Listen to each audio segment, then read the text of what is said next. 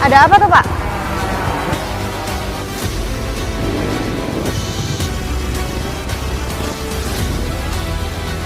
Wah, ini jalannya lewat mana ini?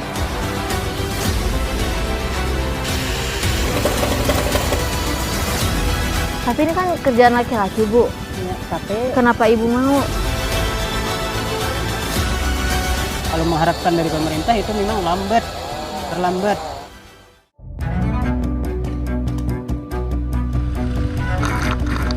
Karena cuaca ekstrim, tanaman mereka banyak yang gagal panen. Alhasil, mereka tidak punya penghasilan untuk membeli makanan pokok.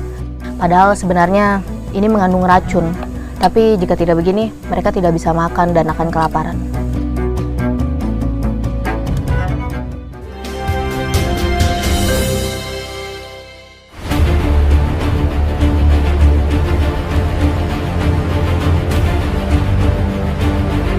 Kali ini tim Indonesiaku tiba di Kabupaten Hulu Sungai Selatan. Kami akan menuju ke Desa Paramasan Atas yang sangat terpencil. Secara administrasi, desa tujuan kami termasuk bagian dari wilayah Kabupaten Banjar. Pak, Tidak ada kendaraan khusus yang bisa lagi pada membawa mau kami. kemana ya, Pak? Beruntung, kami bertemu Tanggal dengan 23 beberapa Liter orang ini. yang akan berjualan ke Desa Paramasan. Sebelum berangkat, para penjual bersiap untuk menghadapi jalan yang rusak. Dengan melihat modifikasi pada motor, tampaknya akses jalan yang akan mereka lewati tidak mudah. Jika secara administratif, Desa Paramasan Atas itu merupakan bagian dari Kabupaten Banjar. Tapi akses yang paling dekat dan cepatnya adalah melalui Kabupaten Hulu Sungai Selatan. Dan dari kawasan Kusan ini, kami masih harus menempuh perjalanan selama kurang lebih 10 km lagi. Dan menurut kabar, akses ke sana cukup sulit. Seperti apa perjalanan kami, ikuti terus Indonesiaku. Udah siap, Pak? Nanti saya ikut Bapak ya? Iya. Setelah merasa cukup, kami pun berangkat.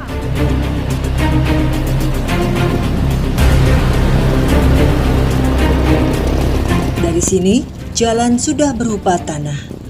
Semakin jauh, tanah semakin berlumpur. Beruntung ada jajaran kayu untuk memudahkan motor melintas. Bagi warga, deretan kayu ini adalah jembatan, dibangun seadanya dari kayu yang ada di hutan.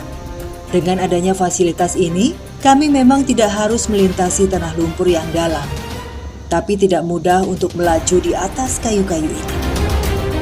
Pasalnya, kayu menjadi licin setelah berbulan-bulan menjadi pijakan motor dan kendaraan lainnya.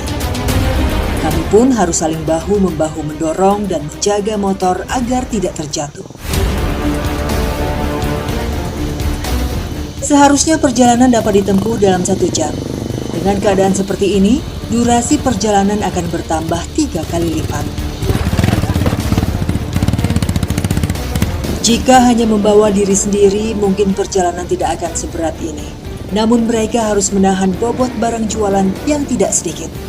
Satu motor saja dapat membawa bobot hingga lebih dari 100 kg. Hampir semua kebutuhan pokok mereka bawa, mulai dari kebutuhan dapur seperti garam, gula, cabai, bawang merah, bawang putih, minyak goreng, hingga bensin. Tentu harganya berbeda dengan daerah lain. Jika sudah masuk ke Desa Paramasan Atas, harganya bisa berbeda hingga lebih dari Rp10.000.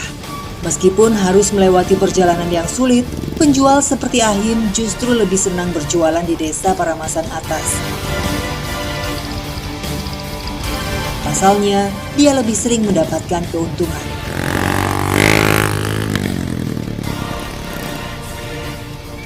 Bapak udah dari kapan Pak jualan bolak-balik keluar masuk Desa Paramasan Atas ini? Dari tahun 2003. Dari 2003? Ya, sampai sekarang. Kenapa milih jualan di sana, Pak? Ya kalau di sini kan lebih mahal. Heeh. Ya, kan? Jadi lebih untung kalau jualan Ya, di sana? lebih untung. Emang harganya tuh bisa beda berapa, Pak? Bisa 1.000, bisa 10, bisa 15. Namun tidak jarang juga Ahim merugi. Bagaimana tidak? Tanah berlumpur yang sangat menghambat laju kendaraan kerap membuat motor tersungkur, bahkan terbalik. Sehingga barang jualan yang dibawa juga sering berjatuhan. Barang paling rentan adalah minyak goreng dan bensin. Guncangan hebat setiap melintas sering membuat tutup jerigen lepas dan menghamburkan isinya. Namun, bagi mereka, keuntungan masih lebih besar dibanding kerugian yang didapat. Sulitnya medan jalan, besarnya tenaga, dan resiko yang mereka hadapi sudah tidak menjadi perhitungan. Ada apa tuh Pak? Bikin jembatan, Mbak. Oh, lagi pada gotong royong Ya, bikin jembatan. bikin jembatan sama kepala desanya. Oh gitu. Iya. Jadi di depan sana ada warga yang dari desa Paramasan Atas lagi bergotong royong untuk membuat jembatan. Mungkin karena jalannya memang sudah seperti ini. Saya mau lihat ke sana. Wah, ini jalannya lewat mana ini? Ternyata warga yang berkumpul hari ini sedang membuat jembatan. Bukan jembatan untuk menghubungkan antara daratan dengan sungai, tapi untuk menghubungkan jalan lunak berlumpur dengan daratan yang lebih keras. Merasa kesulitan setiap kali melintas membuat warga berinisiatif untuk menggelar kerja bakti. Ternyata, beberapa jembatan serupa yang kami lewati di awal perjalanan adalah hasil gotong royong warga. Seadanya, tapi sangat krusial. Dengan memanfaatkan kayu yang ada di hutan, mereka bisa menyambung jalan setidaknya sepanjang 500 meter. Nah, jadi di Bapak pikir lebih baik gotong royong itu kan. Kalau mengharapkan dari pemerintah itu memang terlambat.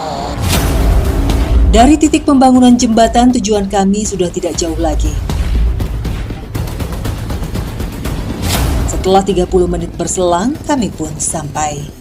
Sebagian penjual langsung menuju ke rumah warga yang menjadi pemesan. Sebagian lagi harus berjualan keliling desa. Setelah menurunkan barang-barang, saya dan Ahim lanjut menjajakan jualan. Biasanya Ahim datang setiap hari Kamis bertepatan dengan hari pasar.